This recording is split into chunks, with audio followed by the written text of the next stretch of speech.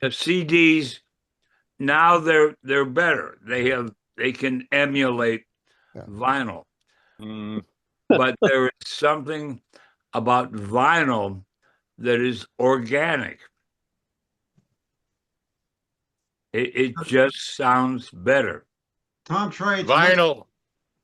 Vinyl doesn't have a 22 kilohertz band stop. Yep. Yep. You know, we like our frequencies closer to the center of our brains. I mean, you know, we got used to 14 kilohertz phone calls and all that, and that is what sounds normal to our ears. Tom Trites, what's the advantage of having the loop in your cord to your headphone? The advantage. It's his antenna. No. The headset is currently charging, and when the charges, I unplug it. I am jealous. And then I reach over and I hang it on the microphone. I am jealous. I thought you had some kind of a secret twisting current. Yeah, aluminum foil on his head. And my stupid Sony, if I plug it in, it powers down. The Pavlak Museum was for me a walk through my own personal history. David, what were you showing us there? I'm not sure how to change the front and back camera on my wife's tablet. She's using my computer. And I'm using her tablet. So it switched from the front camera to the back camera. How do you switch them? You tap, well, on a phone, you tap the little squiggly arrow, but I'm not sure on a pod or pad. It's a on-screen selection. It's some kind of an on-screen touch thing. It has I touched the wrong thing. It's like a circle with two arrows and chasing their tails kind of thing. Yeah. And when I was out taking a picture of the new moon this morning at 6:45, and suddenly I was taking a picture of my ugly face. And I go, what the hell? Yep. I'd like to, before we start, I'd like to read a couple lines from a recent Science magazine editorial page. This is 19 February this year. And it says about changing the STEM doctoral training. And it says, the 2025 index found that in elite science journals, not just crappy ones that everybody can get published in, but elite ones, China accounted for 56% of the publications in 2024, whereas the U.S. contributed only 10%. This is in stark contrast to 5 years earlier when the U.S. still topped the rankings, but China's surge was becoming apparent. So the clock is running out. Yeah, well, what country has the most people 7 feet tall or taller? China, of course. Yeah. It's a numbers game. Well, Eric Schmidt, who is but we've also been creating a brain drain the last year. Yeah. Yep. Well, Big time. Anyway, I want to hear Energy Futures Part 6. Okay, so you can see what I have up, right? Yep. Okay. So this Part 6 is going to be mostly about non-renewables, in particular gas, natural gas. So the other times I've talked about coal and nuclear fission and fusion, also wind, hydro, and solar. So this is probably going to be my last presentation on this particular topic of sources of electrical power. I might do something on hydrogen, but that's really kind of more of a storage system, but I may get into that some other time. So there might be some question as to what we really mean by renewable and non-renewable. After all, the natural processes that produce coal, oil, and gas are still working. Fusion relies on hydrogen isotopes, deuterium, tritium, and also lithium to create the tritium. Yeah. But while abundant, they are technically finite physical resources, so they would be considered, in a way, non-renewable. Also, fission's its primary source is U-235, which is abundant enough considering how much energy we get out of it, but it's not abundant like hydrogen, carbon, that kind of thing. Coal is produced over millions to hundreds of millions of years. And most coal that we use today originated from forests during the Carboniferous period, about 300 to 360 million years ago. And over the last 100 to 200 years, we've been using it at about 1 million times faster than it's created. Okay? It's similar for natural gas. It's produced over a similar time frame. The natural gas that's extracted today often originates from organic matter that was deposited between 50 and 550 million years ago. And is usually associated with the Carboniferous or the Permian periods. It's created alongside oil and coal, and sometimes it's trapped in shale rock, or it migrates to porous sandstones. And we're extracting natural gas even faster than we're extracting coal. So the type of gas I'm talking about, at least just now, is called thermogenic gas. There's also biogenic, and that's created by microorganisms that digest organic material in shallow sediments of soil, and that can be produced faster. It doesn't take millions of years. The gas, which is mostly methane, is also created in the digestive systems of mammals, such as cattle and humans. But all of that is, this biogenic gas is a minuscule percentage of the currently available thermogenic gas. Okay. You could also ask, what about the methane that's presumably buried in permafrost, the frozen tundra of Siberia and the Arctic? Oh, God. Oh my God, don't get me going. Yeah. That gas, mostly methane, is also created in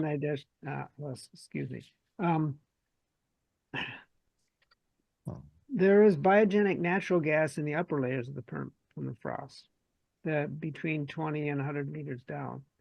And there are larger concentrations of thermogenic natural gas down below. So these could be released naturally as the upper layers thaw, not only the biogenic, but also the thermogenic gas, which can be released up through cracks in the permafrost as the pressure from the upper layers recedes, as the stuff melts. So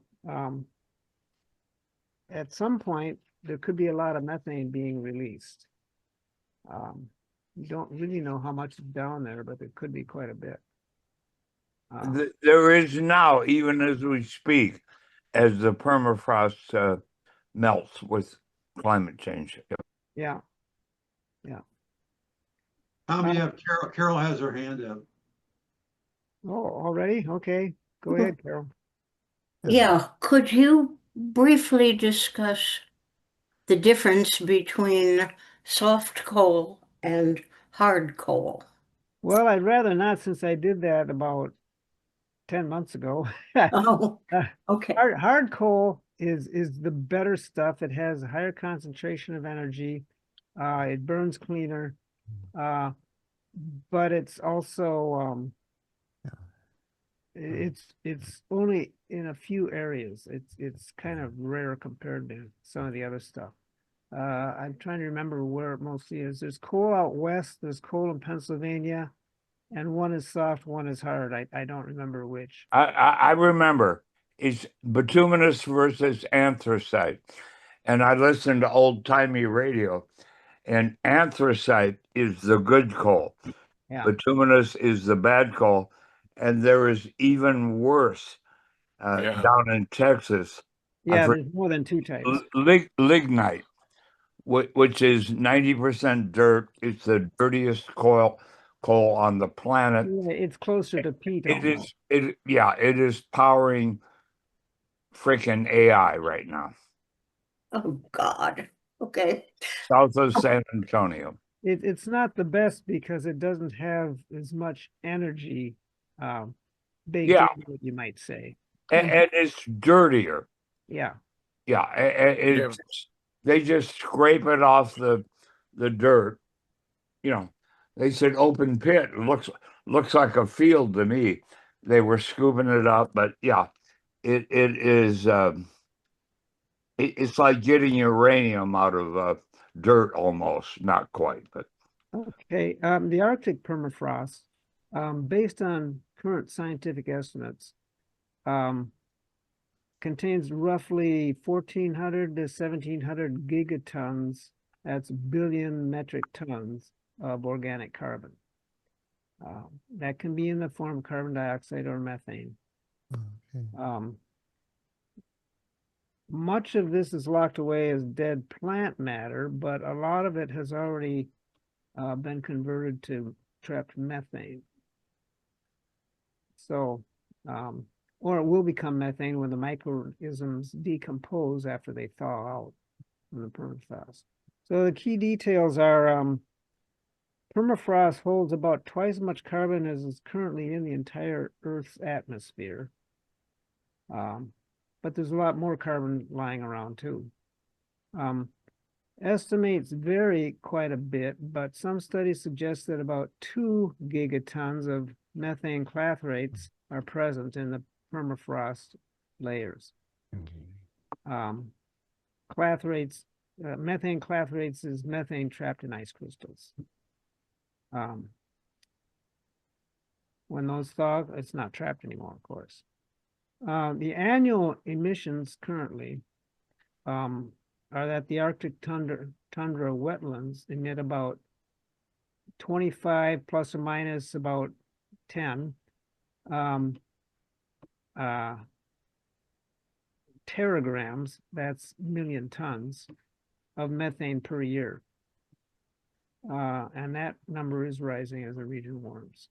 Yeah. So the thaw projection is that before 2100, the thawing permafrost could release over a gigaton of methane gas into the atmosphere. This wasn't my main point, but it's interesting to note that there are kind of dispersed sources of methane lying around. If I can interrupt real quick, and methane, as the British say, is what, like 25 times more potent than carbon dioxide. CO2, correct. Thank you. It doesn't live as long in the atmosphere, but it is a lot more potent as far as a greenhouse gas. Tom, are you showing a PowerPoint right now? I am. I don't see it. Huh. We can see it. Yeah, I can see it. Everyone else does. Yeah. Are you looking at the right screen, Stan? Because you have more than one I see the gallery. I see everybody's faces. Well, maybe you need a different view then. I don't know. Well, if I go to speaker, I just see you. Well, why don't you get out of looks like the same slide. Of the whole screen? I mean, anyway, I don't know what it could be. Everyone else sees it. So. Change the view. Yeah. Your view might be full screen. You probably don't want full screen view. Okay, I got it. Thank you. I'm on full screen and I see it from day one. Okay, anyway, natural gas, as you might suspect, is a non-renewable energy source.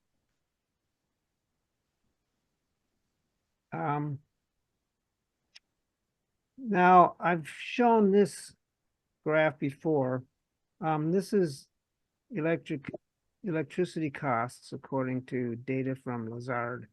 And this shows changes over time, about the last 15 years or so.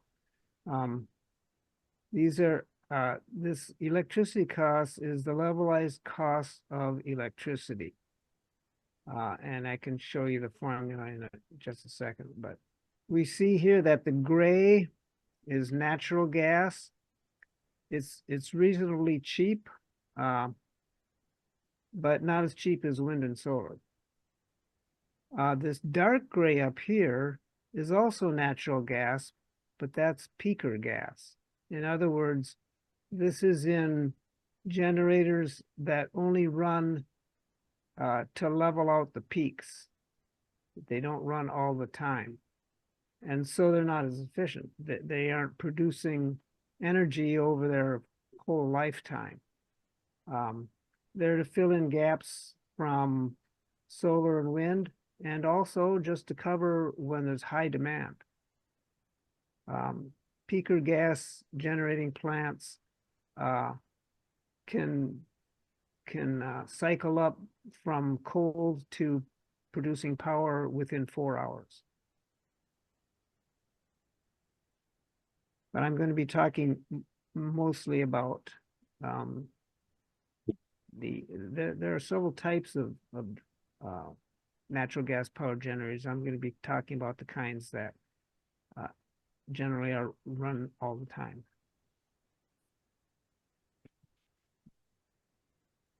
This levelized cost of electricity represents the cost of electricity generation for a generator over its lifetime.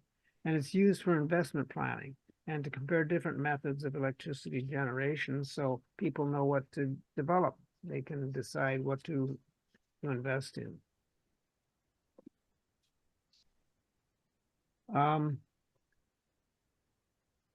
Let's go to the next. I have a question on that slide. I raised my hand. Okay, go ahead, Eric. I saw that it says that solar rose from 2021 to 2023. I thought it was supposed to be dropping us. Do you have any idea why that? I'm not sure why it goes up at that point. I have a speculation on that. My guess is drop exponentially. My guess is that it's because when you talk about the levelized cost of energy, some of the costs of energy are attributable to paying the cost up front, and then it makes a lot more difference what's happening to the interest rates. And my suspicion is that the interest rates have been rising since 2021, and that's why you're seeing some increase in price, as well as the fact that the dollar is less valuable with inflation. Well, it's getting more efficient slowly but surely. But yeah. Yeah, they are getting more efficient. They're producing more energy. Right, but everything is the economy, stupid. So yeah, interest rates and what's the term? Currency trading and all that affect all of that. So basically, this LCOE is a sum of the costs over the lifetime of the power generator divided by the total electrical energy produced. I don't want to spend a lot of time on this, but that's what this is about. In this next slide that I'll show you after this one, it shows the levelized cost of energy based on different studies. Tom, just a quick question. like on solar, does it include I mean, Excel says the cheapest energy is solar plus battery. Do you think that's included in that chart? I don't think the storage is. Yeah, okay. And what about the environmental costs long term? That, if you look at this equation, it's not included in that. All right. I'll talk about that a little later. Okay, what we'll see on this next slide is next couple slides will be different studies, and they'll show a little bit different picture. This one you see gas down at the bottom, but that's peaker gas. That's not the one, not the ones that run all the time. So that that's why it's kind of relatively expensive. The lower numbers are better.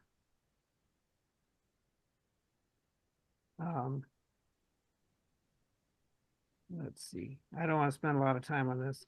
Well, just one thing here. We have a couple different kinds of solar. There's utility, fixed axis tracking, residential, which is the stuff on the tops of houses and buildings, and thermal. These photovoltaics up at the top here are the ones that convert sunlight directly into direct current. Solar is what it concentrates the rays on a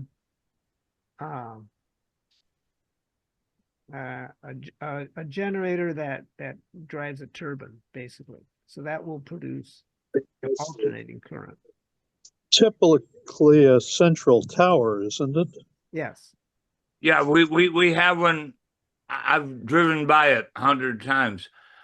Used to have one. It's a bunch of mirrors, right, heating liquid sodium up to 900 degrees Fahrenheit.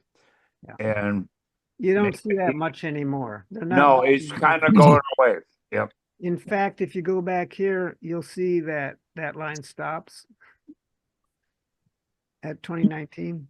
So they haven't been building much lately. Yeah, that was actually predated voltaic cells, but it was the 100-pound gorilla or 1,000-pound gorilla. Yeah, it was producing a lot of power for SDG&E. Tom, when I first got into this, solar thermal was one of the most popular things in Minnesota. And it was the type on the roof where you're heating water or antifreeze and running it through a system. And once the price on PV got low enough, it's just totally vanished. The manufacturing plant in Minnesota went away and everything. So that was another type of solar thermal that wasn't the big field you're talking about. So, but there's still a bunch of people using it. And if you go to other countries, it's on just about everybody's roof. So it heats water. It's about 52% efficient versus PV at 18 to 20. So there's some advantages on that side, but much more difficult to work with. So anyway.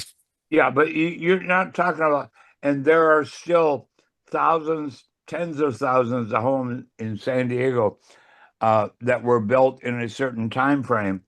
And when you got permits to build a house, you put thermal hot water heating on the roof. It's a tank. It's a whatever. I mean, you can do it with black hose,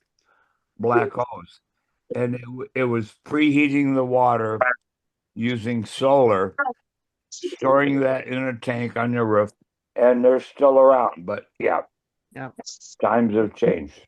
Yeah, moving on.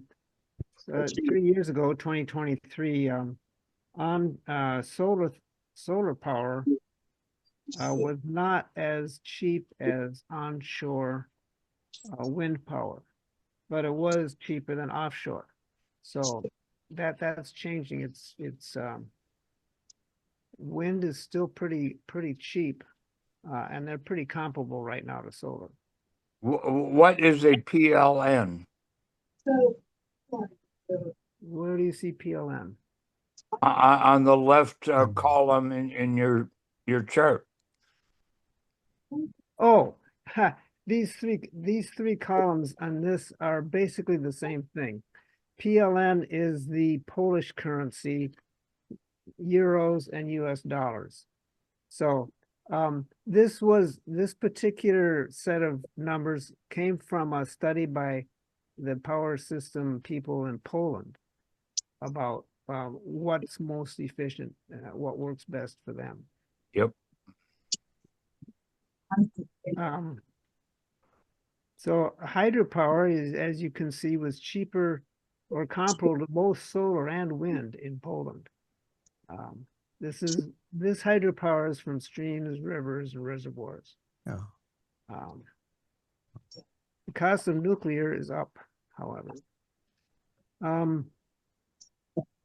Let's see, I think I'm on the right thing here. The levelized cost of energy is based on different studies. So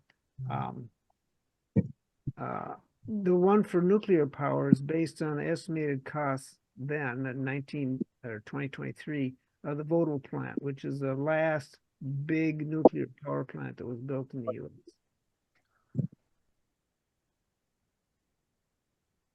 Okay, now spot. So that was, I just did that to compare relative costs and effectiveness of the different sources of power, including natural gas. So I didn't want to spend a whole lot of time on that. Now, these are the basic 6 phases of power production for any given source of power. All of the non-renewable sources require all these phases. Man, why does it keep doing that? Okay. Renewables require phase 1. Hydro, wind, and solar don't require any processing or refining of the resource to make it usable, so there aren't any byproducts there. I lost my cursor. It is. And wind and solar don't require any storage of the resource. They only require storage of the electric power after it's been produced to even out the supply over time. Then you'll decide. Okay. David, you've got feedback coming in. Yeah, someone does. Okay. Most of our electrical power is produced in alternating current form. Almost all electronics, however, use direct current. Most lighting uses alternating current. Large appliances use AC or DC-AC combination, and most small appliances use a combination. Some appliances are DC only, though. Cars use DC. Power tools some are AC, some are DC. So there is a need for both. Of course, they can be converted from one to the other using rectifiers and inverters, but that reduces the efficiency. All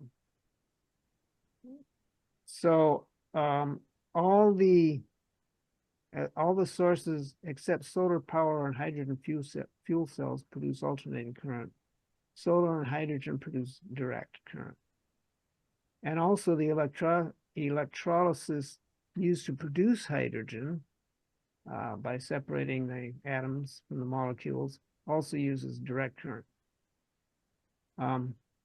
Now, due to the moving parts in turbines, which produce alternating current, there's much more maintenance than the methods that produce direct current. So that's another source of cost and inefficiency. The ones that produce heat to boil water to drive the turbines require even more maintenance.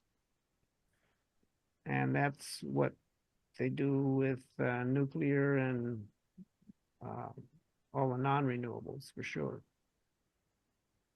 That said, the technologies used in Poland, which I was just talking about a couple slides ago, are CCGT, which are combined cycle gas turbines, and CHP. In Poland, in the urban areas, they often use CHP, which is combined heat and power. So they produce heat that's sent throughout the urban area and electrical power. CCGT is considered the most efficient of the natural gas turbines. So in CCGT, a gas turbine burns natural gas to turn the generator. That's the first cycle. But then the hot exhaust gas from that process is then used to boil water, producing steam that turns a second turbine. So that waste heat is reused to create more electricity in the CCGT type. And that's also the most used type in the US. Okay. Here's a chart of how much electrical power was created in the US by source in 2023. And you can see that natural gas is by far the biggest. 43% of just over 43% of our electrical power came from natural gas. You see solar is way down here, about 4%. That's rising fairly rapidly. Coal in 2023 was over 16%. It's now down around 13%.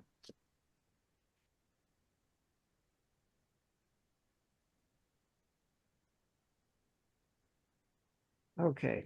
In 2024, wind and solar reached a record 17% of US electricity, overtaking coal for the first time ever, which dropped to a historic low of 15% of the total electricity generated. Just 6 years before, in 2018, coal was 3 times larger than the combined total of wind and solar.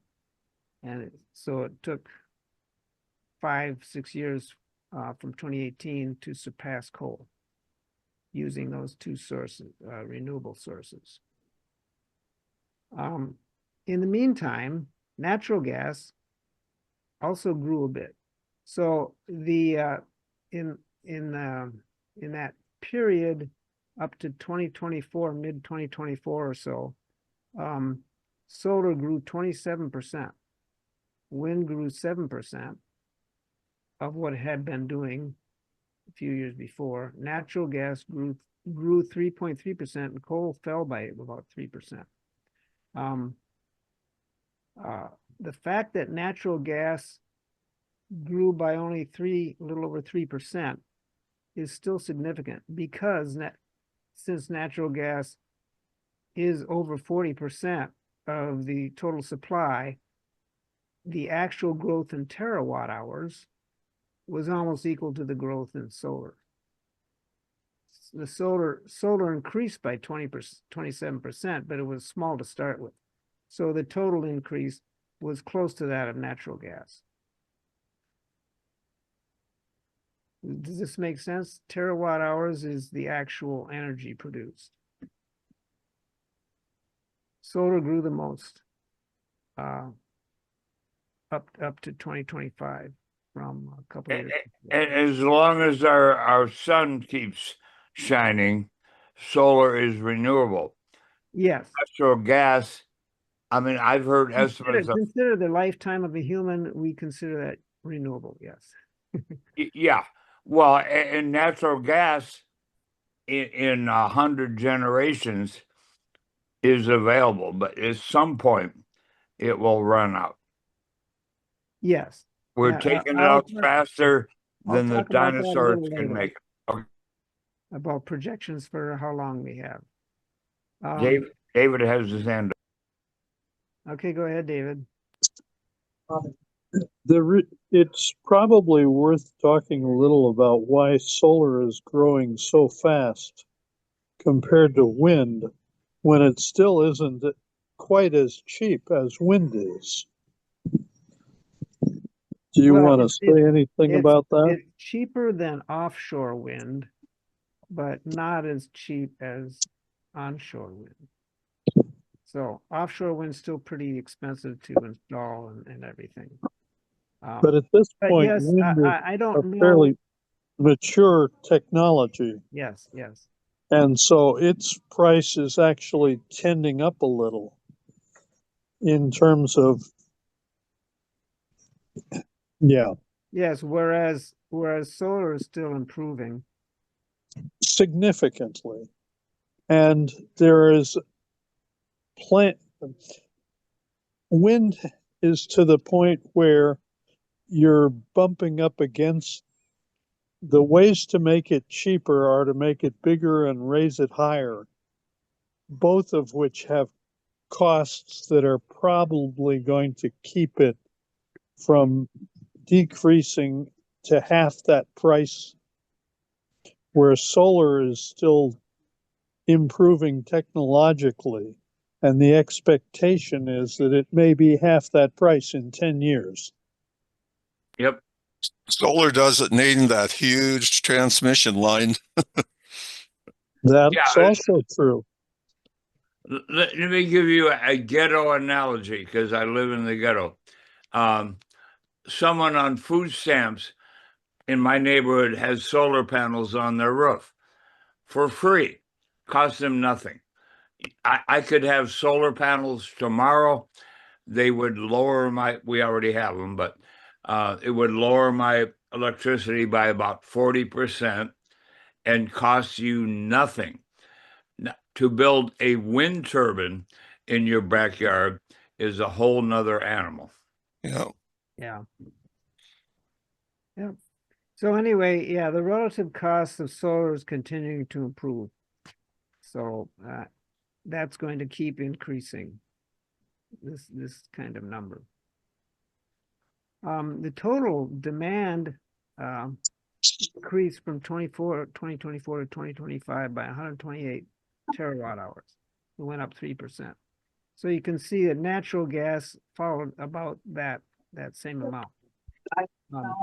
Natural gas is becoming a slightly smaller percentage of the mix, but it starts out so big that where it goes, basically, it goes where the whole demand goes. It pretty much follows the demand.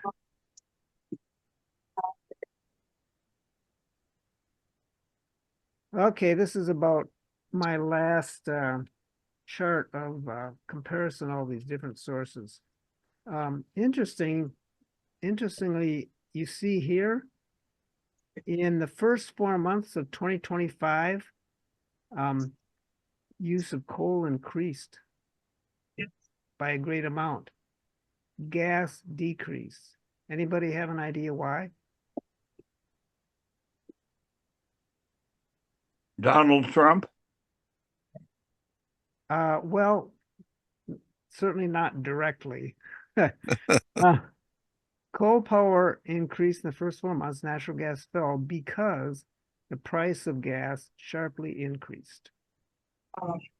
I'm not sure exactly why it sharply increased during that 4-month period, but it did. So that so the market responds pretty quickly to prices. Oh yeah, it does. We'll see later that the prices and use of fossil fuels in particular can rise and fall quite a bit due to political events. Geopolitical events can have a big effect. Yep. Oh, I wanted to ask you, Tom, do you know anything about I don't know, would you call it elasticity, ability to switch fairly quickly from one source to another? For example, if there's a shortage now for a month or two, of oil, how much can people switch to gas or other? Gas is the main thing used for that, and that's mostly those peaker plants.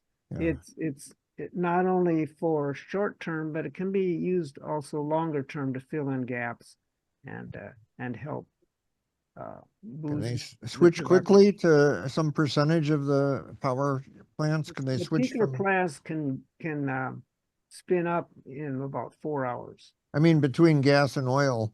I mean, Yeah, between gas and oil or the renewables. You can turn on a lot of those gas plants whenever you need to. They don't all run all the time. So that's the backup plan. That's the main backup plan right now. That's the main thing that really keeps natural gas going in the market because it has that capability. So if oil goes up to 200 a barrel for a month or two here. Usually if oil's going up, gas is going to go up too, but it might not be as much.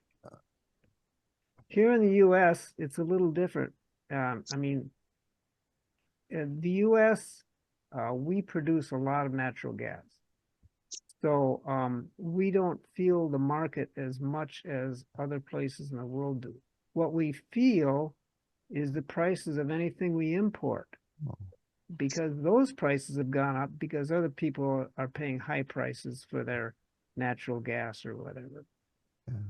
I'll get into that more a little later too. Dean, you have your hand up, and then Tom. I do, yeah, and of course, you're ticking my boxes. Yeah, we have enough oil in Alaska to power our nation for the next 200, 300, 400 years.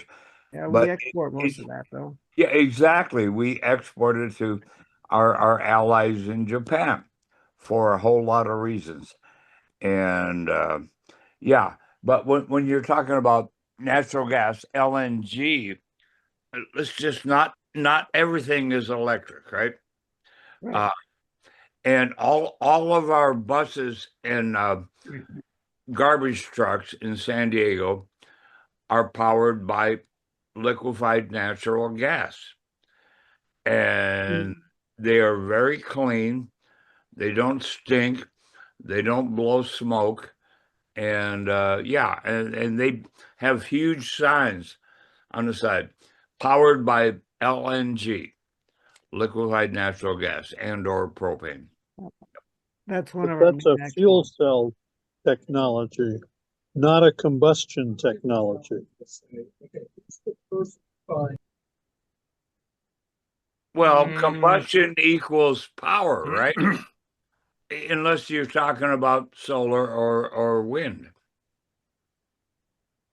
or hydro. Yeah. Yeah. And here on the West Coast, on the left coast, we are getting rid of 200-year, 150-year-old dams because we like to eat salmon. And they're blowing them up because these old dams, which have produced power for literally 100, 150 years, are not relevant anymore. But that's the left coast. It's mostly political, but tearing down 5 dams on the Klamath River, which starts in Oregon and then goes down through California, hasn't they were not necessary anymore for the power companies, because that was powering the nation in 1913 or the West Coast. It ain't relevant today. Right. And that power is becoming less reliable too, as the water. Yeah, well, a quick anecdote. When I went rafting on the American River, right, which comes out of the Sierra Nevadas, they go, good news, girls and boys. It's 95 degrees in San Francisco. They want power. right now. And the generators are turned up to 100%, and you are going to get a wild ride. And yeah, when they release the water out of the dam, then the level 4 rapids are about a 4.5, and I have pictures and all that. And I go, oh, Okay. thank you. Yeah. All right. Let's move on. Tom, you had something? I had three things. The first I'm going to forget about. The second is fuel cells. Maybe I misunderstand this. I think of fuel cells as being a slow, self-contained combustion. They still produce carbon dioxide. No, they produce water. Yes. Oh, you learned something. The other thing is that dams have multiple uses, and whether it's more destructive to put them in or take them out is something that has never really been looked at. Well, the Army Corps of Engineers used to be real big on building dams. Yeah. They decided that's not necessarily always a good thing. Unfortunately, there are engineering trade-offs. Yes. But There with always are. regard to fuel cells, it depends on what your fuel is in the fuel cell. If you're burning if you're running hydrogen through a fuel cell, your product is water. Right. If you're running natural gas through a fuel cell, you will get both water and carbon dioxide Correct. as the byproducts. Correct. Correct.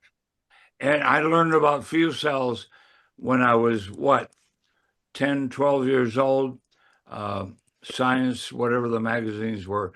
But yes, hydrogen and oxygen, the last time I checked, produce water and water only. Yep. Okay. I mentioned earlier when we were talking about Poland, Poland uses the CCGT and the CHP types of natural gas power generators. There's also SCGT, which are the simple cycle gas turbines, which are less efficient than the CCGT the combined two-step ones. And there's also steam turbines and internal combustion engines, ICE. Yeah, so you can run a internal combustion engine using natural gas, but it's not the best way to do it, to generate electrical power.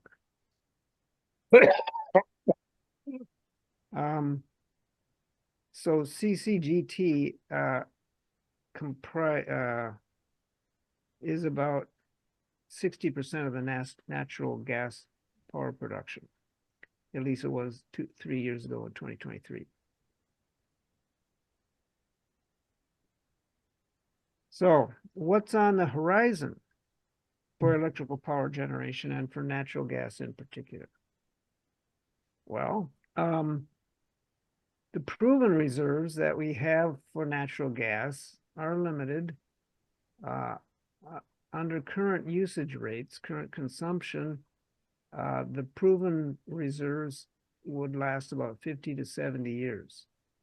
Of course, consumption is rapidly rising. So if we don't find more natural gas, it'll run out in well under 50 years. Wow, that's surprising. But I'm guessing it's likely that we will find more sources buried different places. But the real reason it's become, well, part of the reason it's become so useful and seemingly plentiful is because of fracking. Fracking is where we've gotten a lot of the natural gas over the last 5 to 10 years. At some point, that's going to fall off as far as production. Okay, I want to show a short few minute little video about the future of natural gas. So I'm going to stop sharing this. Eric, you had a question? Well, a couple of things. Partly the reserves. It seems the oil way back in the 1970s or something, they said, oh, we only have 30 years of proven reserves of oil. Well, it's not in the company's interest to find even reserves even further out. That, you know, they got to put up the money to do that, a lot of money to explore and dig, drill, Right. and so on. So partly they're just not in their interest to find it yet. And the other, I used to hear a fair amount of speculation about bioengineering microorganisms to produce gas for fuel and other chemical feedstocks, but I don't see much of that anymore. I don't know. I wonder why that's sort of petered out. Well, approach. it's still being done, but it produces a minuscule amount compared to these So it's not, thermogenic sources. nobody's come up with a method, you know, even an approach or promising enough to be competitive. I guess maybe because they've found so much cheap gas from fracking, maybe that's Right. why. Yeah, that's probably right. Yeah, as long as it's relatively cheap, no one's going to look for something else. That's maybe part of our problem is our economic system does not really reward advanced planning, at least not very far out. Yeah. Okay, I'm going to stop showing this and show a little video if I can find it. Let's see.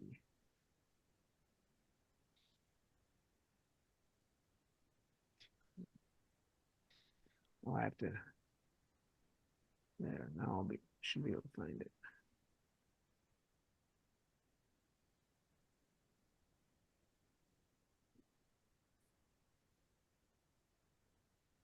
Okay. Which one am I looking for?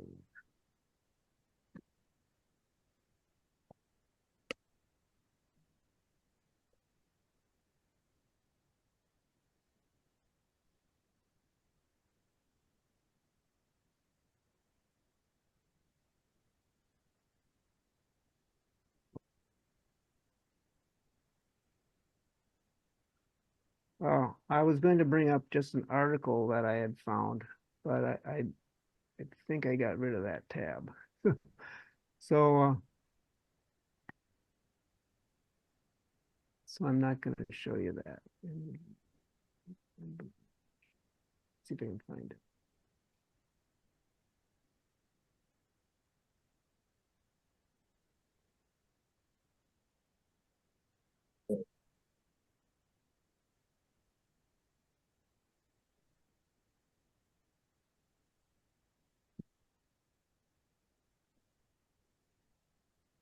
Nope.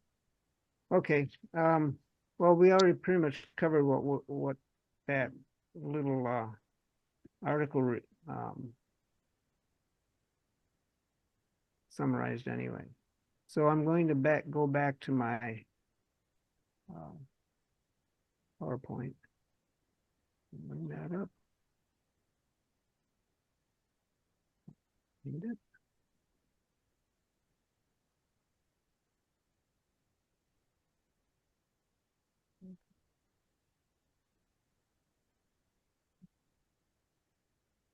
I do have too many windows up here.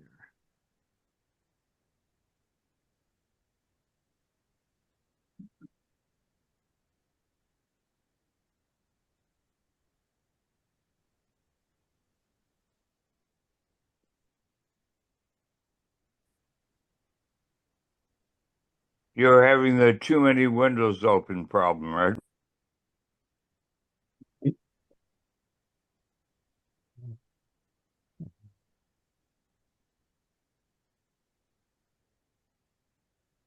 Tom, you're muted.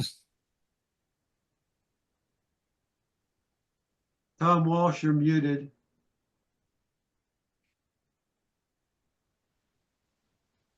We can't hear you, Tom Walsh. Yeah.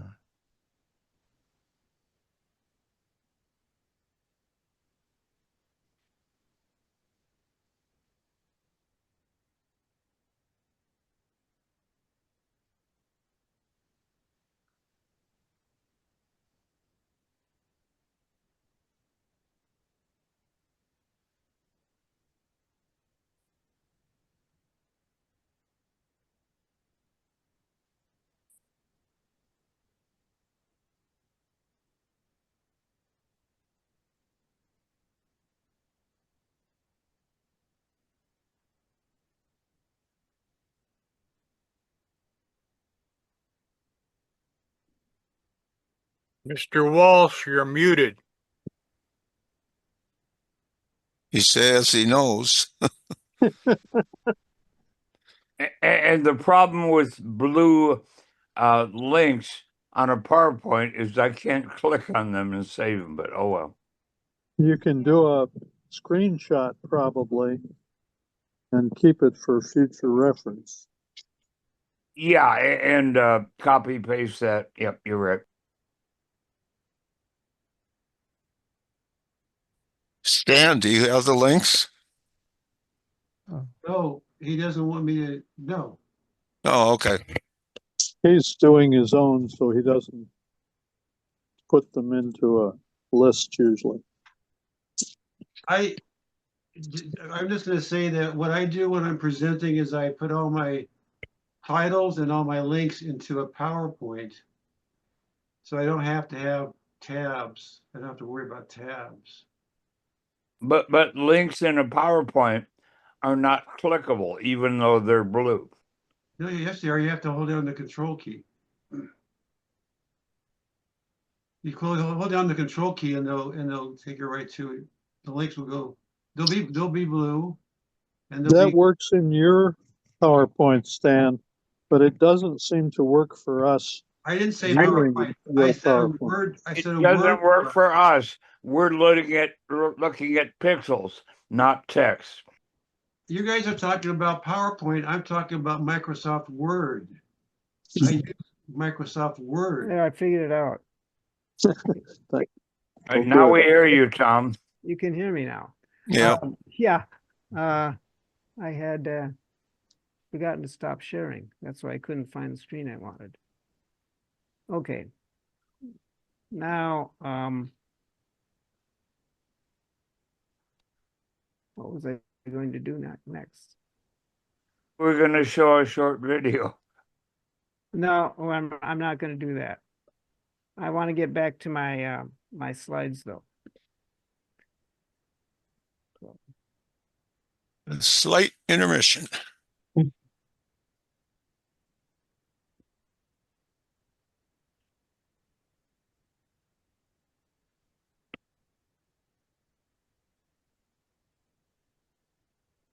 So, oh. All right. Go up here. So we were looking at this, the different kinds of natural gas power generators. Next, I just want to talk a little bit about what's on the horizon now for natural gas. So I already mentioned that we have about 50 to 70 years at current consumption rates. Most people really aren't thinking about those kind of limits at this point because demand is rising and they're just trying to meet the demand right now. Okay. So I do want to show this video. This is different from that other one on the previous slide. So let me stop sharing this and see if I can bring up that other one.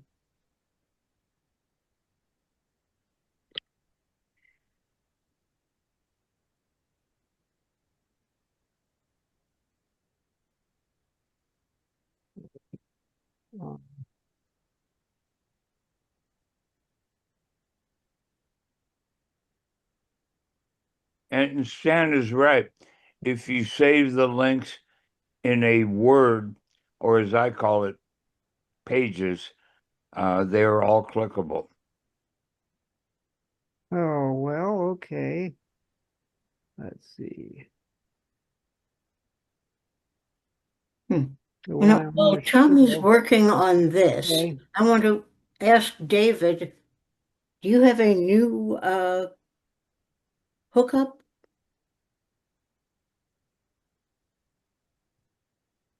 Yeah, I'm using my wife's tablet because she's using my computer.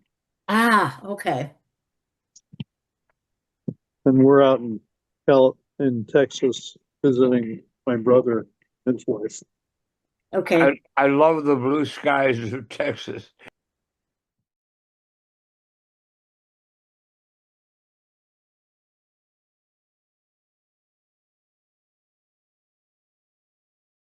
That was just a real short excerpt from that conference. Of course, power consumption is going to increase a lot, especially with data centers and AI gobbling up more and more. It's quite possible we'll find more natural gas deposits, but it is a non-renewable resource. At some point, we will run out. Once it's gone, it's gone. So we shouldn't count on it as a power source beyond the next few decades. Well, unless we don't want to use it up.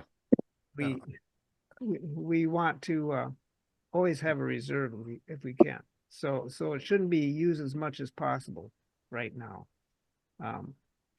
So we need to develop better sustainable ways to generate power.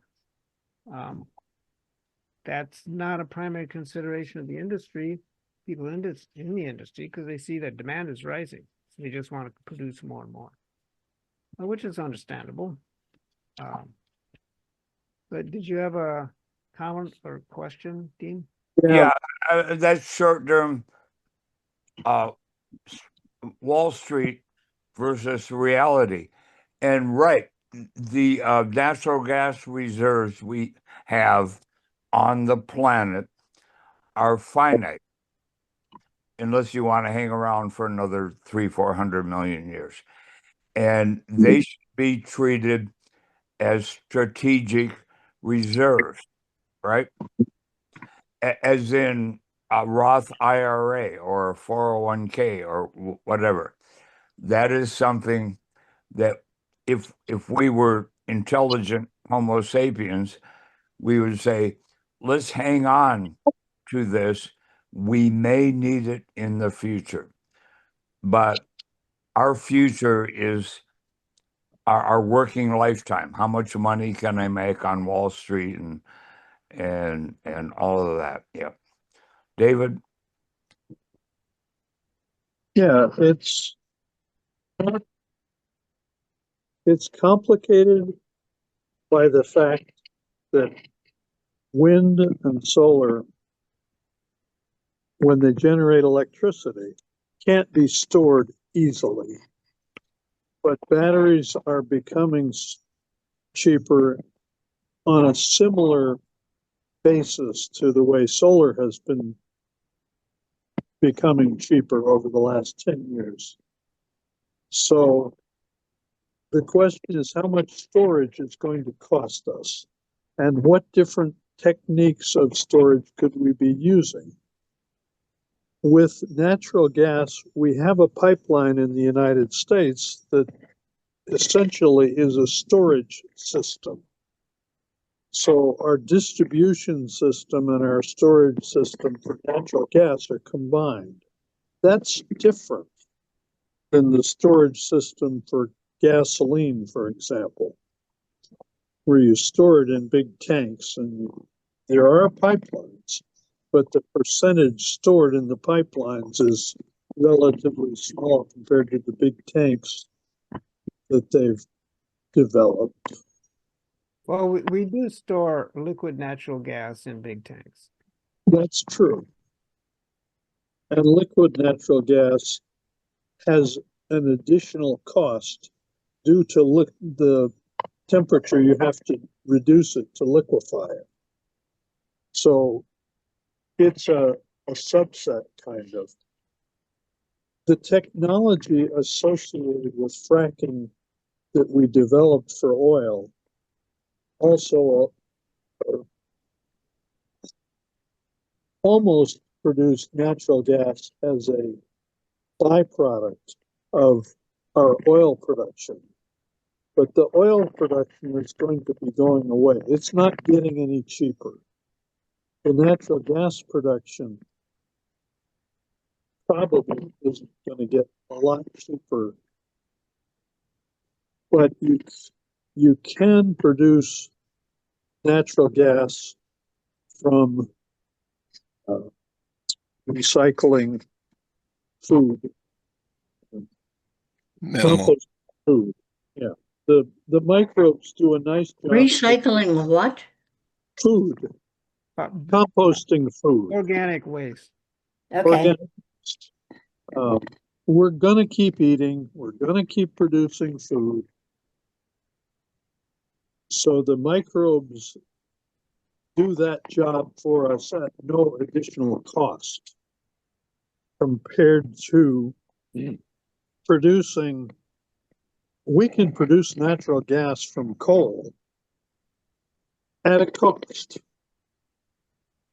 Basically, the cost of producing the hydrogen, and then the chemical combination of coal and hydrogen would give us natural gas. So there is a path there. If we wanted to think of natural gas as a energy storage, that's a possibility. The economic cost to perform that task probably is not going to compete very well with solar photovoltaic. Also, the volume of that biomass is pretty small compared to what we're using now. Right. Right. Yep. You could grow unlimited amounts at sea if you get more efficient enough, efficient enough microorganisms, make it from sunlight and water and maybe kelp or something. But I think DeepMind AI will probably enable much more efficient genetic engineering of microorganisms. I don't know what the theoretical limit is of how efficiently they could produce it from just sunlight and water and maybe seaweed, kelp or something. But We need to remember that the answer to the energy problem rises every morning in the east. Yes. Yeah, I was just going to say that if you could, they used to also talk about if there were advances in material science enough that we could theoretically drop cables from a space station. Once you could get some way to send the unlimited solar energy available from space stations down to ground without heating up the atmosphere too much, then that would be essentially unlimited. That solar energy would be practically unlimited. And I don't know how close or theoretically practically feasible it is to engineer cables with enough tensile strength to do that. Carol knows how to do it with microwave.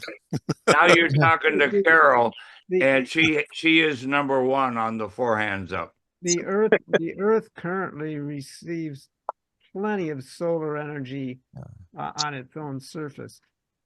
So we don't have to be worried too much about getting more from space at this point. Well, if you get batteries well enough, but it still gets dark here and cloudy, and so on our surface. I have a real good story on batteries, but Carol's first. Yeah, go ahead, Carol. Well, I was going to say the Chinese announced, maybe 18 months ago, a year or two ago, a major solar power from space initiative. Yes.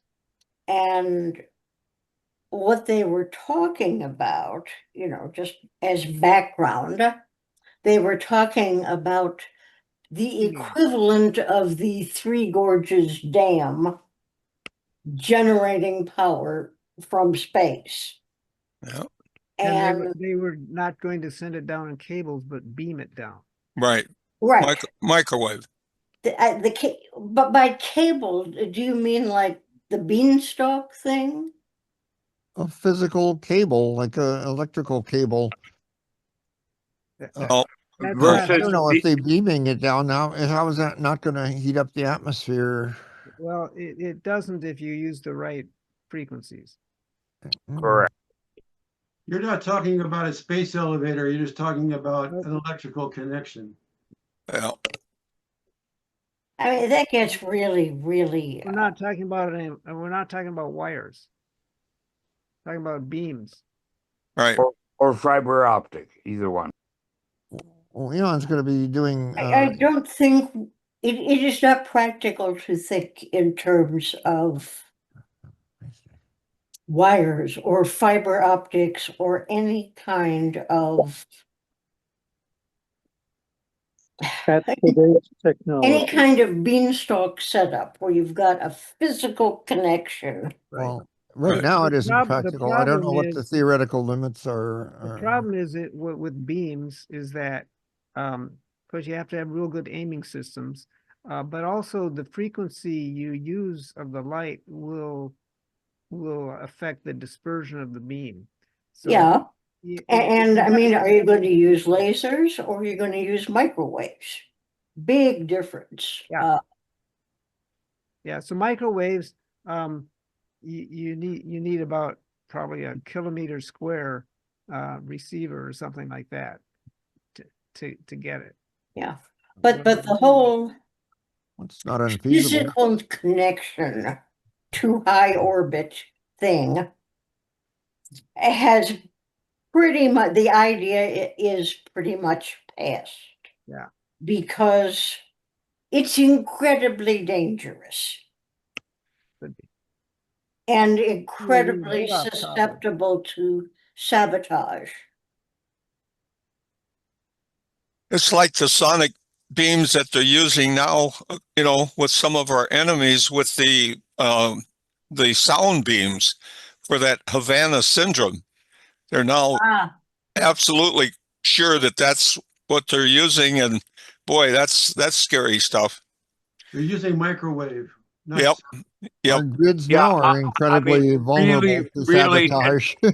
Now, wait a really minute. advanced microwaves Are that we talking about we don't even microwaves or are we talking understand. about ultrasonic? Tom, we're going sideways here. Yeah, yeah. Can you get back on topic? Can I just throw in one quick thing? When David was talking storage, I don't know if you guys know this, but I think it's pretty exciting, is that Google and XL Energy are partnering on a largest iron air battery system, 300 megawatts and 30 gigawatts hours of storage at Pine Island, Minnesota. And the energy that's basically a reversing rusting process with iron, air, and water. I mean, it's just a very clean thing. And they're saying 1,400 megawatts is going to come from new wind and 200 megawatts from solar capacity. But those iron air batteries can actually store energy for hundreds of hours.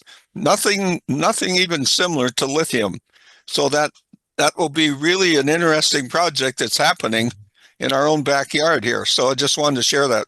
Yeah, and it doesn't use any rare earths or precious metals. Is that form energy, Doug? But wait a minute. Yes, it is form energy. Okay. Where does rare earth come into this? I got lost. Well, things that you use in batteries like lithium that aren't Lithium is not a rare earth. No, The it's very rare plentiful, but all of rare that earths start at technology, 54 on the Nickel, cobalt.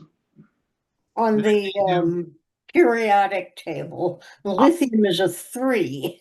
Well, the nice thing is with this, I mean, you know, we actually make iron in Minnesota, sort of. So might be something really local to our state. So anyway, it's pretty amazing.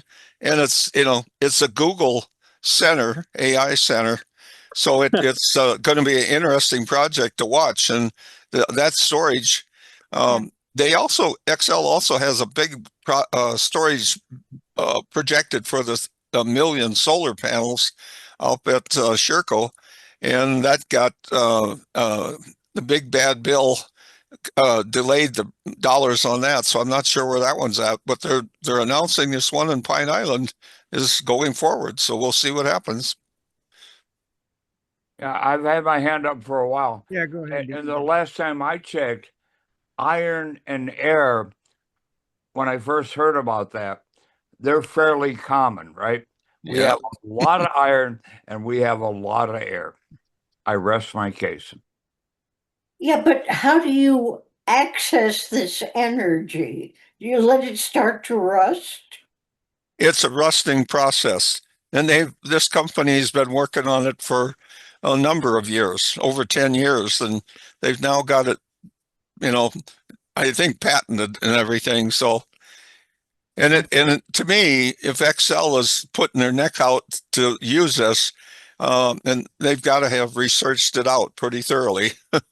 I think it's only 60% efficient, but it makes up for itself by being very, very affordable. And it's large, but space for grid storage doesn't matter really. Yeah. And let me know when Excel can export that to San Diego. So I don't have the highest electricity rates on the planet. Thank you very much, Minnesota. You guys pay a lot for water too. All right. A Sorry. nickel a gallon to water my lawn. Sorry, Tom. Let's go back. Okay. I'm going to go back to the PowerPoint here.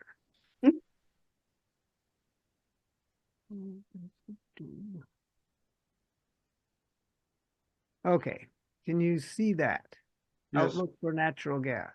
Yep. We want to talk a little Yes. bit about the future of natural gas now. So from 2024 to 2030, the projected rise in demand is going to be about 25%. They figure. And we seem to be tracking along that number pretty well at this point.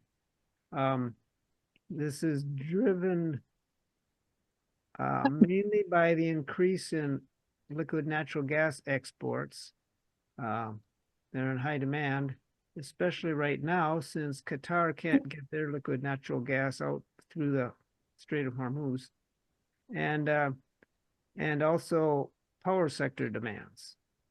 So, for example, data centers and AI and that kind of thing, which is increasing rapidly. So that's a lot of the demand for U.S. Natural gas production.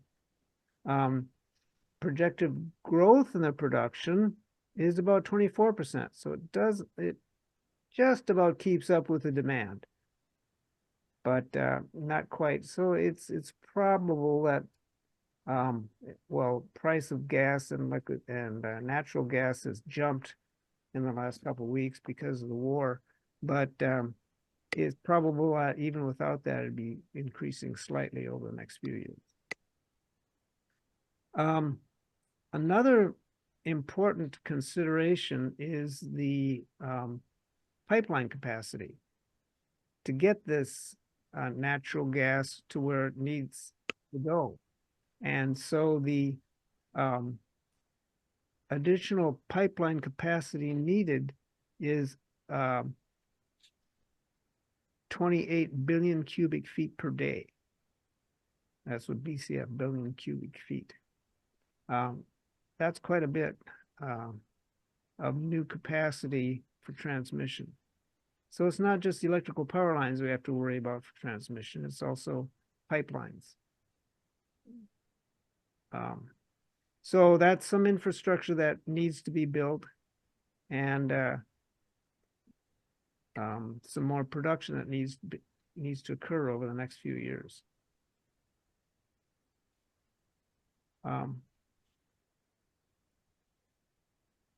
The problem when you're not producing quite enough is it creates a little bit of a scarcity type of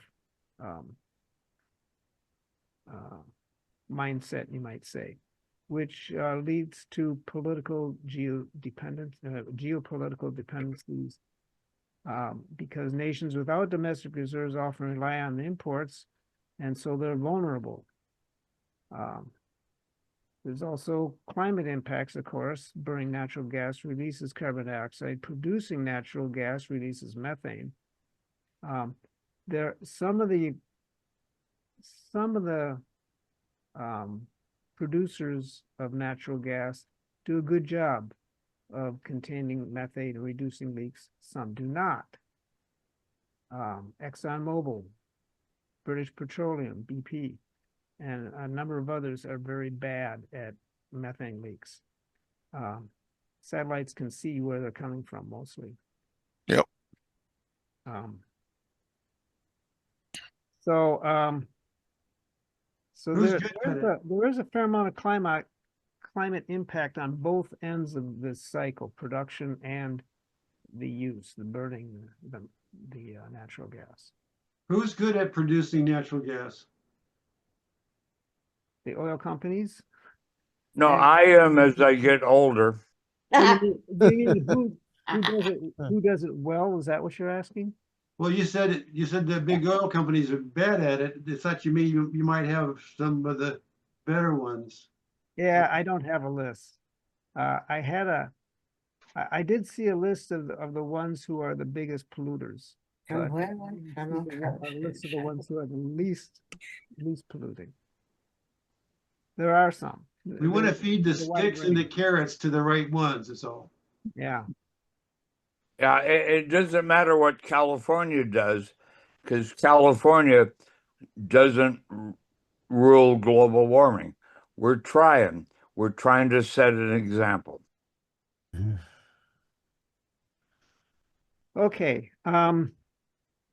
So Moving out. problem with the extra infrastructure that we need to meet demand, as we invest heavily into this more infrastructure for natural gas, that kind of locks us in to using the fossil fuel more and more. So there's a balancing act. If we want to kind of wean ourselves off of that and get to especially solar, which is improving all the time and will soon be cheaper than natural gas as well as wind at the rate it's going, and is a almost inexhaustible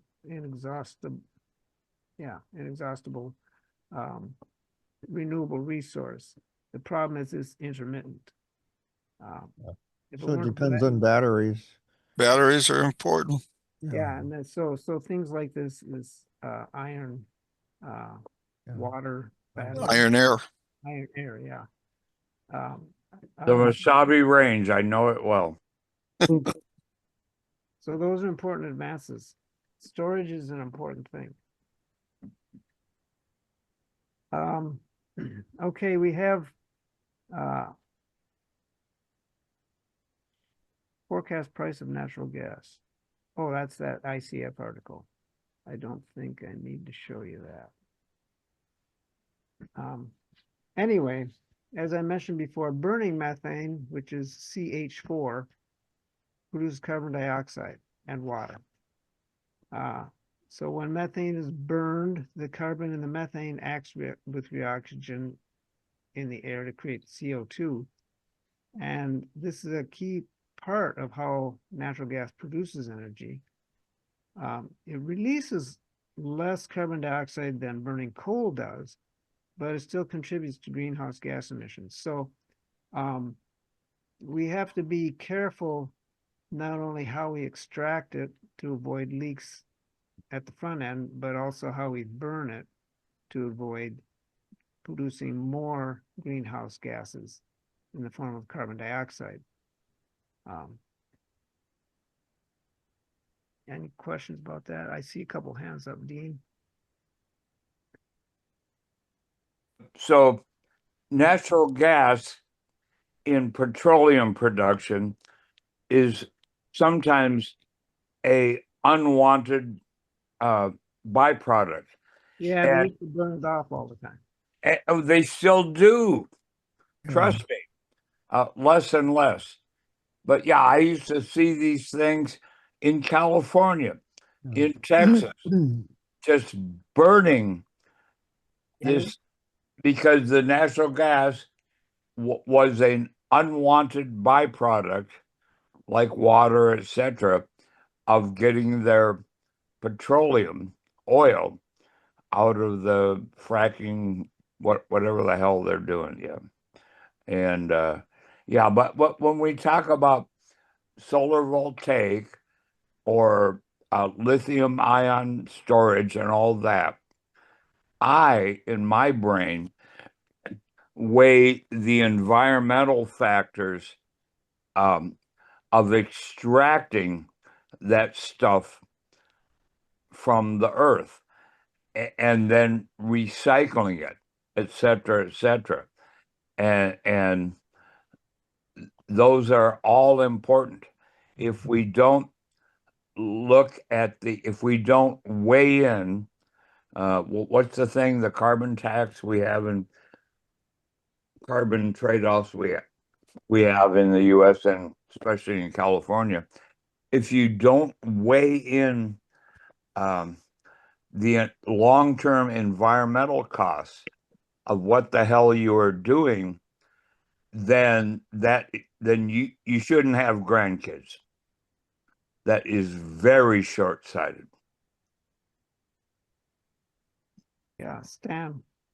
Seems to me that the resistance to going to solar, I know Dean thinks that there's a recycling issue. I think that the idea of recycling solar panels and so forth has been figured out, and it's quite good in the 90% tile range.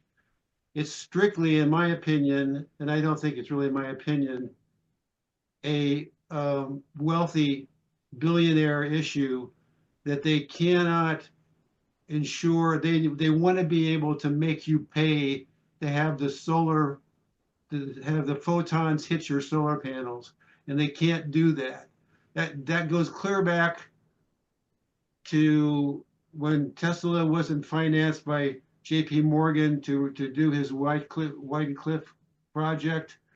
The idea that they can't put a toll booth up on the sun to rake in the cash from that is the reason why they don't go for solar panels, because that's a human condition. That improves the human condition, not their pocketbooks. Yep. Another thing to follow up on that is that one thing I learned as I got into this, the amount everybody complains about the rewards for putting up solar. Oh, it's such a big deal. When people really look at it and they look at how much benefit the government has provided all of these other industries, we're not looking at the true price of that product. They're supplementing those other oil, gas, coal, all those, and so they're making a big deal over solar and wind stuff when, they've been raking in the profits for years from the government and the production, which is totally unfair in the pricing structure. But, we've been doing it so long, nobody even knows about it half the time. So something else that really should be changed. Well, yeah, it should be. And that requires politics. Yeah. If we put 10% of the subsidies that we give to big oil, et cetera, and have for 100 years into cleaner, better technologies, we wouldn't even know what oil was. It would be an anachronism. Yeah. Okay. But that is not political. That doesn't sell to people because people are dumb, I guess. Politicians are already owned by oil. They are oil. Geez, how could we have those wars over oil then? We didn't think it was so important. Oh, the next wars are going to be over water, but that's another story. Yeah. And you Californians keep your hands off of Lake Superior. Yeah. Okay, you guys can see this graph, right? Mm-hmm. Yep. We can see it, we can't understand it, but yeah. This just summarizes what I was just talking about. I was talking about projection out to 2030 for the 6 years from 2024 to 2030. You can see that this increase of 25% that I was talking about in demand is driven mostly by power, like for data centers and AI, and liquid natural gas exports. So that's where most of the consumption is increasing these days. Just wanted to show you the graph of that. Interesting.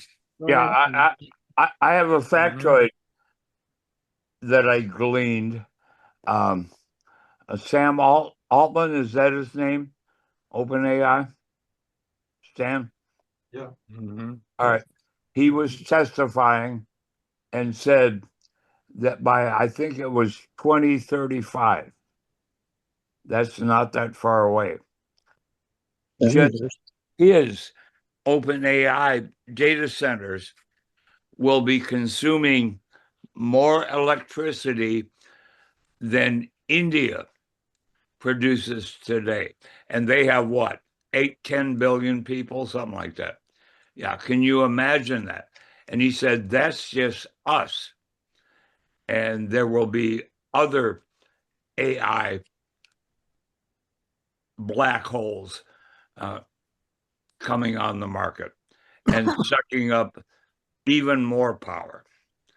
And it scares the living bejesus out of me. Okay, you've seen this graph. I think I'm gonna not do anything more. This is David's got it. Before you leave that one, Tom. Yeah. There are a couple of assumptions built in here that may or may not prove to be accurate. And at some point I may have to run in and plug in this this tablet that I'm using for the meetup. So I may drop off. But one of the assumptions is that we're going to be using that much more power for computer intelligence, artificial mechanical intelligence, to differentiate it from human intelligence. But that's going to be a socially acceptable choice. Do we want to essentially use mechanical intelligence to replace human intelligence? It's going to change our economy significantly. There have already been a lot of mass layoffs that Now, if we were to put a surcharge on all of our electricity in the United States, on all of our, let's just say we put a surcharge on all of our energy use in the United States in order to maintain our natural capitalism that underlies our economy. There was a book out in 2000 called Natural Capitalism. Yes. That may or may not impact this discussion. But we depend on insects to for all of our food crops. We could conceivably imagine creating machines to do all of that cross-pollination. But it would add significantly to the cost of our food. If we were actually paying to support our economy with all of the services that nature gives us, it would change the shape of our economy. We probably will continue to use mechanical intelligence to replace human intelligence over the next 5 years, just because the cost is so much less. You can run a computer on what, pennies an hour of electricity at today's prices, but we're not paying all of the real costs of today's prices. That's why coal is being replaced.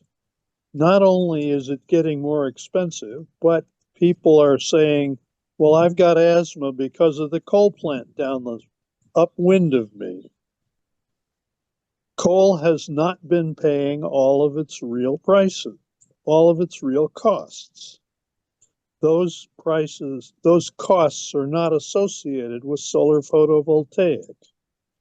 Is it Bangladesh that has implemented solar energy and replaced half of their electricity with photovoltaic that doesn't have health costs associated with burning coal? We're going to be changing our economy in the future. It's sort of a race between technology and labor. We're probably going to be replacing a lot more human labor with machines, with automation. That may be a good thing, that may be a bad thing. It certainly is a bad thing for people who lose their jobs and can't find other jobs. Tom Trites. Looking at this chart, I notice that residential goes down from 2018 to 2024. Slightly, yes. Yeah, I understand that people are changing to electric and they're changing to photovoltaic, and so there's less gas for heat. I see it as going up. But then it goes up from 2024 to 2030. Now I know that gas cooktops are coming back into flavor again, but what? What's going on there? I see residential, the black stripe on top is That's increasing. exports to Mexico. Huh? That's exports to Mexico. Residential down below. Oh, you mean the 22, 25? There's two different blacks on my screen. The bottom black is the residential, the top one is exports to Mexico.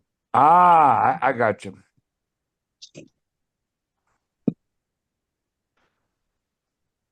Which are slowly growing. Yes. Anyway, there are two other things before I forget. Okay. One of them is Happy Pie Day. Yes. Oh my God. Yeah, that's a meme You know, on the internet. Cub has a deal on pies, $3.14 for an 8-inch pie. Hey. I'm gonna go get one. And for those who are how many digits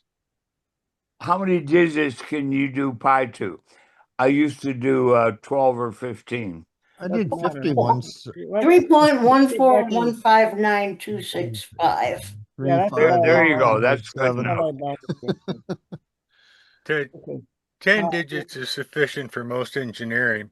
But the other thing, eats my slide rule. I know we tend to have real lives and not pay attention to these things, but the snow forecast for the next 48 hours is bad, depending on who you look at. For the next, starting at 6 tonight, for the next 48 hours, we're looking at 8 to 24 inches. Yeah, I figured about a foot around near me. Yeah, Wisconsin is looking at upwards of 2 feet. Yeah. Well, I could not get an Amazon last night. I could not get an Amazon food delivery scheduled through Sunday, and they don't. Nothing's open beyond that.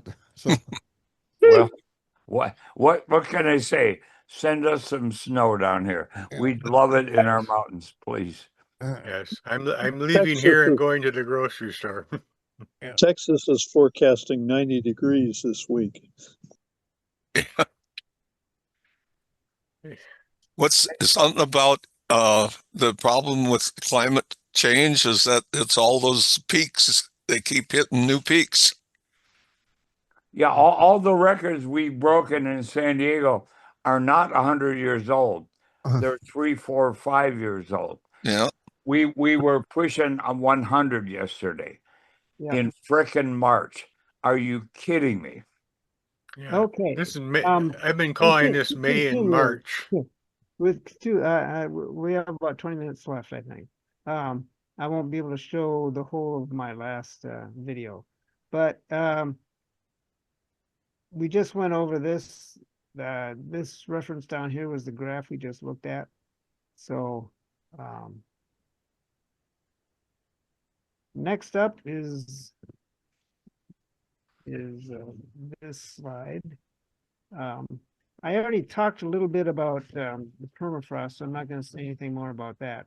But okay, natural gas and other non-renewable resources are also vulnerable to geopolitical conditions, as we've mentioned, particularly since they're not ubiquitous, like wind or solar power. They're concentrated in certain places. So I want to show you another as the Eurocastrados short found out. video. I want to show you a short video about this here. And I think it's this one. Yes. Okay. Here's an example, very recent, of the effect of geopolitical events affecting the price of power sources.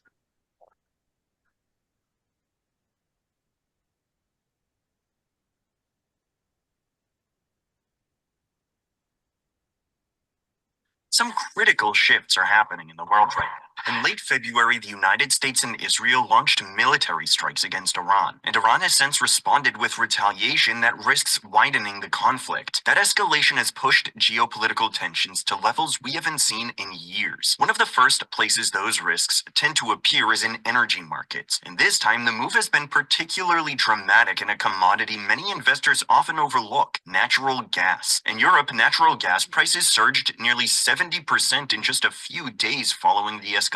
That marks one of the largest short-term price spikes in decades, and analysts warn that the impact could ripple through global gas markets as well. And that matters because spikes in natural gas prices have historically coincided with major economic slowdowns. If we zoom out, we can see that spike in natural gas prices, like here in 2000, 2008, and 2022, all occurred right around periods of recession and significant market drawdowns, which makes it critical to understand whether a similar move in natural gas could unfold from here. Now, like any commodity, the price of natural gas ultimately comes down to one thing: supply and demand. And that's where the current tensions start to matter. As part of its retaliation against the US and Israel, Iran has reportedly targeted multiple Arab nations in the Middle East, including Qatar. As a result, Qatar Energy, which runs the world's largest liquefied natural gas facility, has halted its production. That's significant for global supply. Qatar alone accounts for roughly 20% of global LNG exports, and as basic supply and demand dynamics suggest, if a major source of supply is taken offline, countries are forced to compete for the remaining available gas, which can drive prices higher. And rising natural gas prices can become a real problem for the economy. Think of natural gas as the invisible engine of the modern economy. In many countries, including the US, natural gas is the single largest source of electricity generation. It's also deeply embedded in industrial manufacturing, used to produce everything from plastics and fertilizers to pharmaceuticals and fabrics.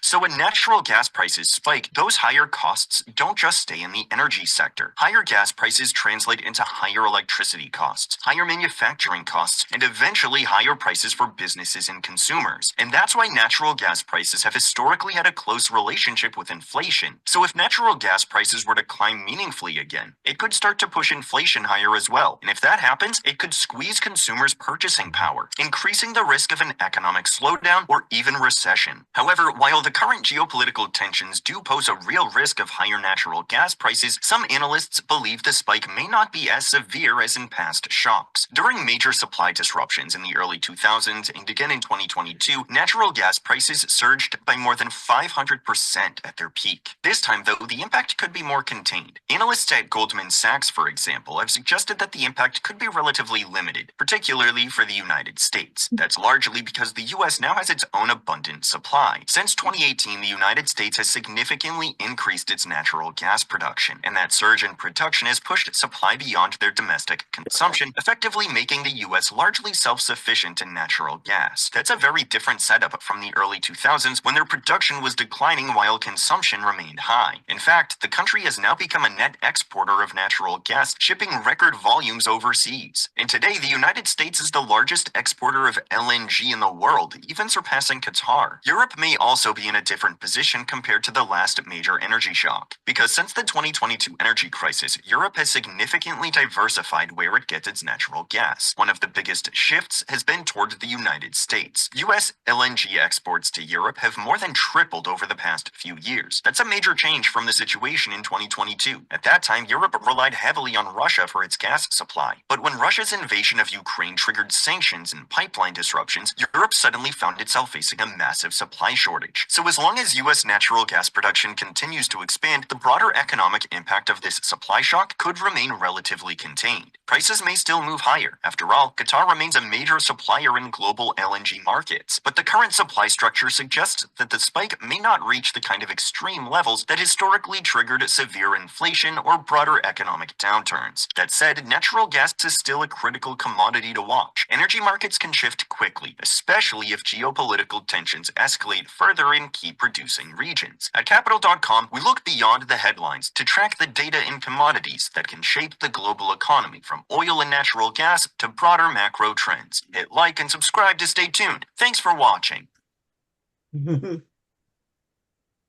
Some critical.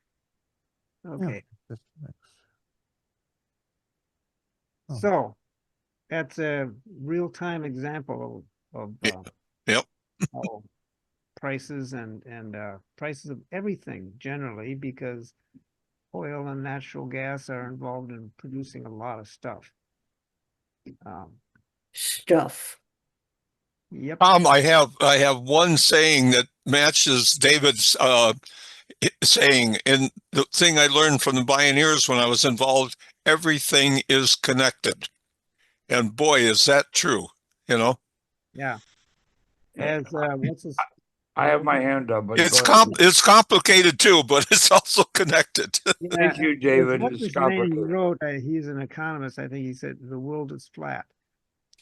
Forget who wrote Yeah, that. in a lot of ways, He- and that the YouTube you guys love, that 200 kilohertz audio bandwidth hurt my ears. I had to walk out of the room.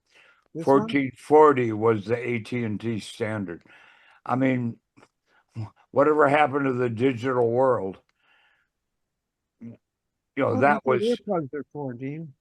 well, that was no, everything else sounds fine. That audio was about maybe 800 kilohertz of bandwidth. I know how audio works, and it was virtually unlistenable to my ears.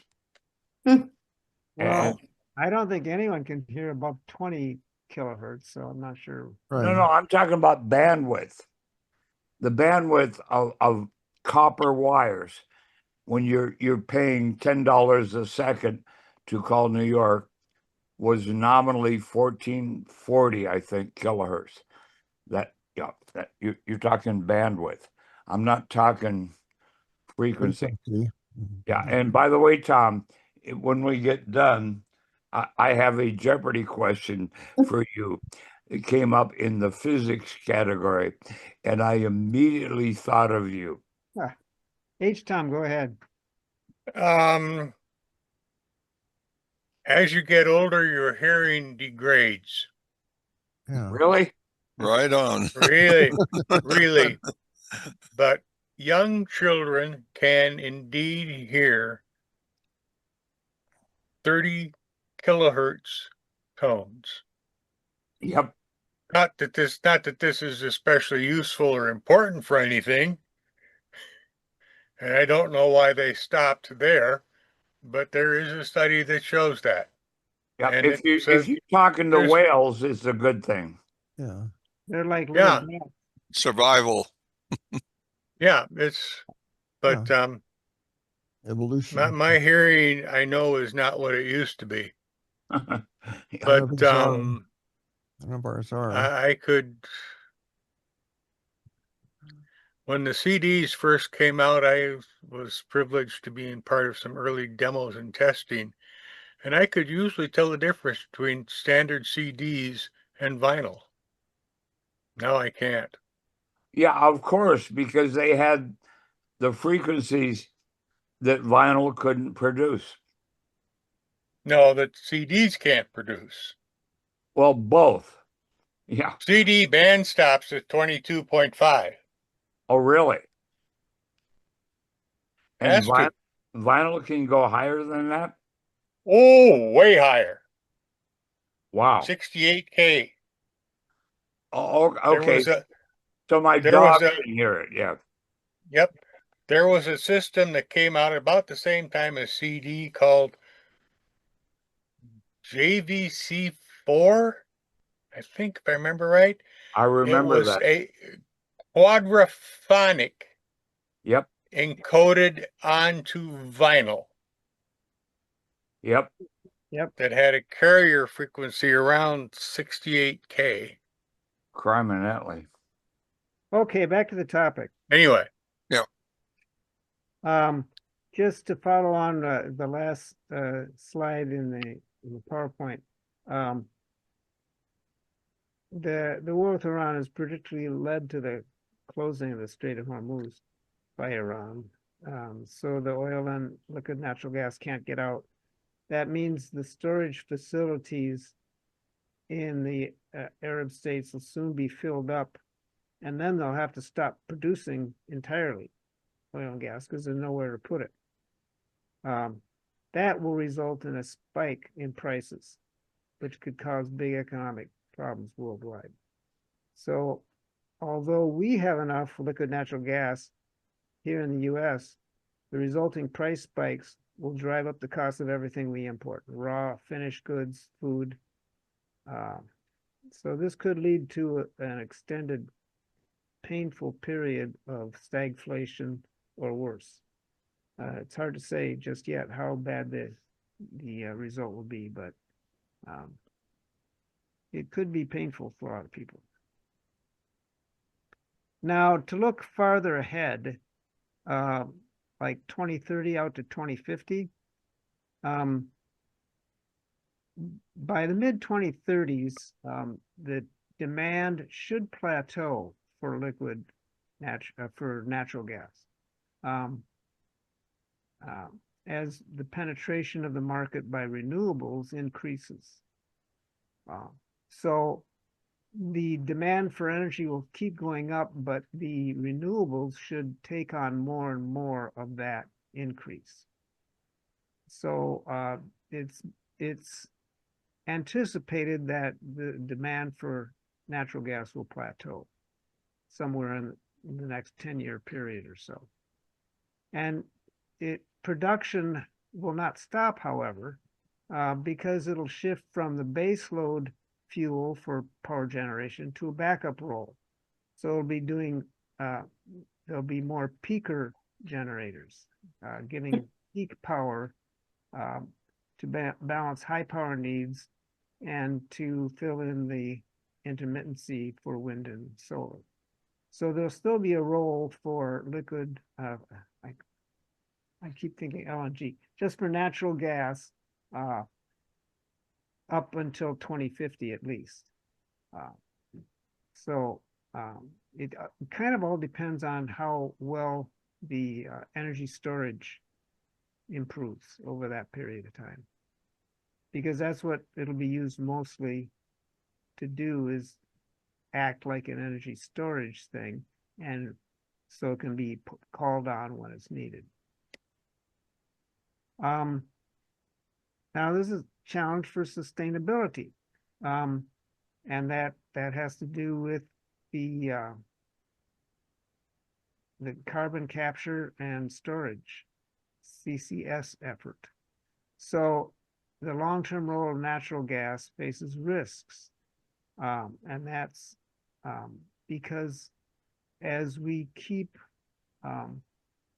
adding carbon and other kinds of carbon-based gases to our atmosphere and to our water, the long-term will keep creating global warming, anthropogenic global warming or climate change will keep getting worse unless we do something about it. So probably what will happen is as people realize how many billions of dollars are being lost because of this, they're going to create more restrictions. And that will make it harder to produce and use these sources of energy, the non-renewables. So that's one of the big risks to the industry, the natural gas industry, over the next 20 years or so.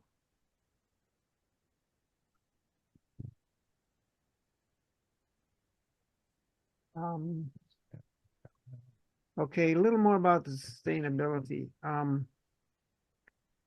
Without a massive deployment of the CCS, carbon capture and storage, the longer we wait to act, the more stringent targets will have to be, which is basically what I was just saying, in order to prevent more catastrophic events from happening. More frequent and more severe storms are already costing billions of dollars in destroyed infrastructure and uprooted human lives and altered environments. So going back to the third slide of this, where we talked about the costs,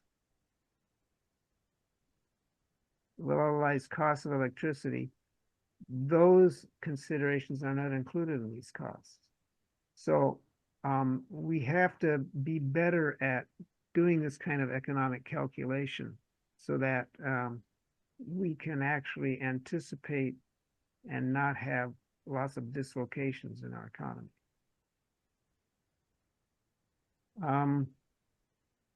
We already looked at that. Also,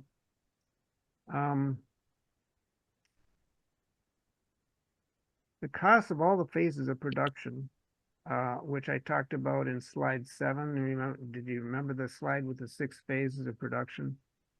Those are hard to quantify, but they do need to be accounted for somehow.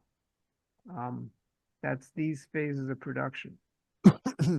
As I said, renewables don't have all these phases. You don't refine the air, for example. You don't store the air, the wind, or the solar. So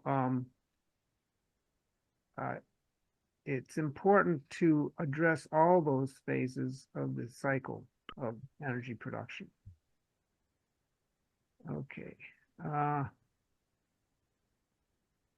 I do have one more short video I would like to show, but let's take some hands. Go ahead, Dean. Tom, this is Doug. Thank you.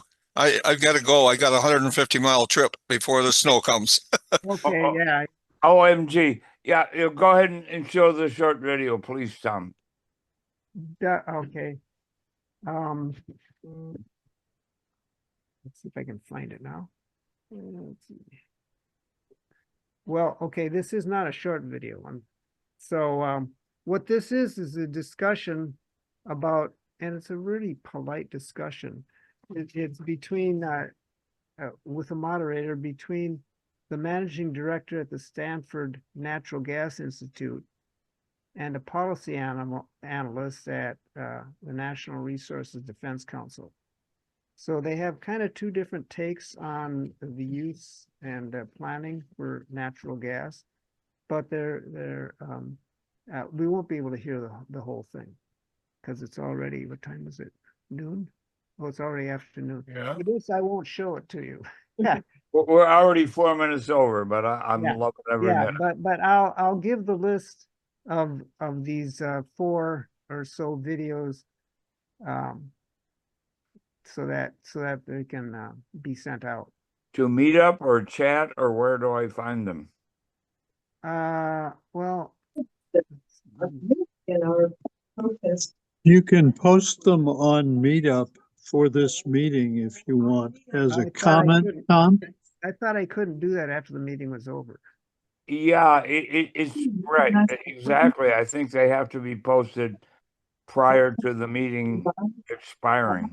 But I can send the list to Stan and he can send it out. I think you can just post it on the meetup site as a comment Maybe. at the bottom of the meeting page. All right. I'll try that. And we got background noise coming from someone. Yeah, someone's talking in the background. And it's not Warren or Eric, so. No. Eric Han, go ahead. Yeah, this is about natural gas, but not about probably the kind that you're talking about. This talks a lot of talk about the melting of the permafrost, releasing huge masses of methane, and I don't know what if there's reasonable projections of how much that is, how significant. And aside from George Church's plan to recreate mammoths and change the forest there to tundra, he's got some ecosystem plan that would mitigate it largely. But otherwise, is the amount of methane going to be significantly harmful? And Well, does anyone have any plans to deal with it aside from George Church? It is going to be significant. The question is, as those gases are released, will they accelerate the warm up, which will further accelerate the release of gases and basically become a turning point that there's no return from? A catalyst. We don't really know that. Currently, the Arctic tundra wetlands are emitting, as I said, somewhere around 25 million tons of methane per year. Some studies suggest there's about 20 gigatons of methane clathrates in those permafrost layers. So we're currently emitting about 1,000th of what's there. That could change, and it's a lot. It's about what did I say? You're talking 1,000 as much as what's in the. You're talking 1,000th per year, right? Right now. Yes. Yep. What are the net effects of that quantitatively going to be? Well, it could be huge. It depends on whether it's a feedback mechanism or not. It warms it up and releases more. It could be the end of the world as we know it. We don't know. But yeah, so there's been projections, but they don't all agree. So there's some unknowns there. We don't know how deep all those methane clathrates are, and we don't know how fast things are going to warm up, and even okay. Here's part of the problem. As the top layers, the permafrost melt, they evaporate away or whatever, it releases some of the pressure on the lower levels, and so they can expand, create cracks, and release more methane that way than they would otherwise. So there's all sorts of factors that could change how it happens that we can't. It's hard to anticipate right now, but it's a potential big problem. It's a lab experiment in progress, and the globe is the lab. Yes. Problem is, once you perform the experiment, it's no longer an experiment, it's reality. Exactly. Real quick, and I'll refer to Carol. So Tom Walsh, this is a physics category, and it was 1 gram of this material is radioactive material, obviously, a half-life of 138 and a quarter days, and it's a byproduct of 238, 235, plutonium, whatever. 1 gram can kill 50 million people. And the periodic table is PO. And my brother and I couldn't come up with it. PO. Plutonium. Polonium? Polonium? Polonium. Was that what Putin uses, or? Huh? Marie Is that the one Curie Putin uses named to that element because she was Polish. Ah, that's right. yeah. Polonium. 1 gram can kill 50 million people. But luckily, it only stays around for 138 and a quarter days, or more or less. Yeah. Isn't that what Putin uses to Polonium. assassinate people? Or Well, who knows? And, well, they do it in England. I forgot what it is. They found out what was in the guys that he gave him the fatal tea, and it's kind yeah, of a polonium bomb Polonium. could kill a lot of people. Yeah, polonium, I think it Carol, is. your hand is up. Yes. Okay. Looking at climate change from a physics standpoint, anything that increases the albedo of the globe is good. Albedo? Yeah, the shininess, you might say. I ratio got of you. reflected high to albedo absorbed reflects light, more, incident light. right. Yep. High albedo reflects more light, so it doesn't. Right. And the fact that, we're melting the polar caps, which are very reflective, is not a good idea. So that increases the rate of heating, of warming. But I seem to recall back during the Obama administration, when they had Stephen Chu, the physicist, as a science advisor, he suggested that the entire global warming problem could be solved by everybody painting their roof white. Yeah, or wearing tinfoil over our heads. How about the Well, roads, or making putting roads white tinfoil on the instead? roof. Now, Well, instead, we are putting solar panels on the roof, which is decreasing the albedo. Correct. I mean, just looking at it, as I say, from a physics standpoint.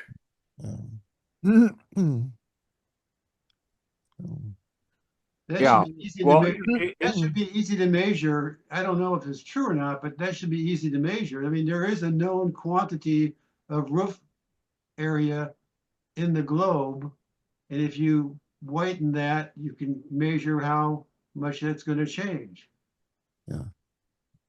Yeah, I don't know how much it changes the albedo, and I don't know how much it would heat it up, since a lot of that energy from the photons goes into electrical power rather than heat. So